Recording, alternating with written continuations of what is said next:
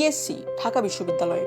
রাজধানী ঢাকায় মধ্যম বয়স থেকে প্রায় সকল বয়সের মানুষই এই নামটির সাথে পরিচিত।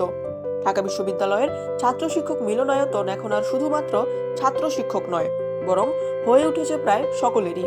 ধোয়া ওঠা চায়ে চুমুক দিতে দিতে প্রেমালাপ, কিংবা সবুজ ঘাসের গালিচায় বসে বন্ধুদের সঙ্গে আড্ডা, সবকিছু মিলেই সরগরম হয়ে থাকে এই টিএসসি। সপ্তাহের প্রায় প্রতিদিনই মানুষের মুখর থাকে এই জায়গা। তবে ছুটির দিনে দেখা যায় উপচে পড়া জনস্রোত। অবশ্য এই স্রোতে লাভবান হচ্ছেন এইখানকার ব্যবসায়ীরা।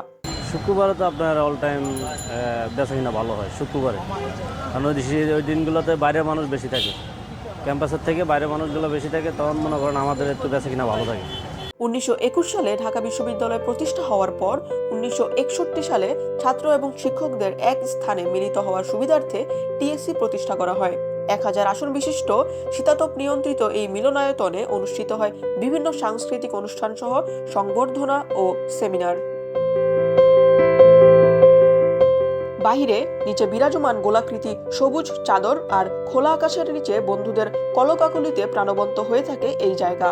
টিএসসির এই খ্যাতি কেন্দ্রীয় বিশ্ববিদ্যালয় পেরিয়ে বাহিরেও চলে গিয়েছে।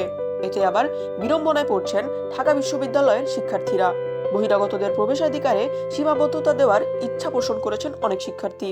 এই জায়গায় বহিরাগত আসাটা আসলে কমন সেন্সের ভাবে বলা যায় যে হচ্ছে এটা অযৌক্তিক। কারণ হচ্ছে যে এখানে আমরা যারা শিক্ষার্থীরা আড্ডা দেই, আমরা পড়াশোনা করি, মাঝে মধ্যে গ্রুপ স্টাডি করে ছেলেপেলেরা শিক্ষার্থীরা, তখন দেখা যায় যদি বহিরাগতরা আসে সেই জিনিসটা আসলে আমাদের ডিস্টারবেন্স হয়। সকলের পরিচিত এই টিএসসি কেবলমাত্র গান, আড্ডা, নাচ কিংবা খাবারের জন্যই বিখ্যাত নয়, বরং এখানে জনমানুষের কল্যাণের জন্য কাজ করা হয়ে থাকে। টিএসসির নিচ তলাতেই পরিচালিত হয় স্বেচ্ছায় রক্তদান সংস্থা বাঁধন। এখান থেকে যে কেউ চাইলেই বিনামূল্যে রক্ত সংগ্রহ করতে পারেন। কার্জন হল এবং হাকিম চত্বরের মতো ঢাকা বিশ্ববিদ্যালয়ের টিএসসির জনপ্রিয়তা যেমন অনেক বেশি, ঠিক তেমনি জনপ্রিয়তার দরুন এখানে অপরিচ্ছন্নতাও বেশি। তাই শাহবাগের মধ্যমণিতে আসার পর একে সুন্দর রাখার দায়িত্ব নিতে হবে আমাদের সকলকে। তানজিন আক্তার, চারদিক 24, ঢাকা।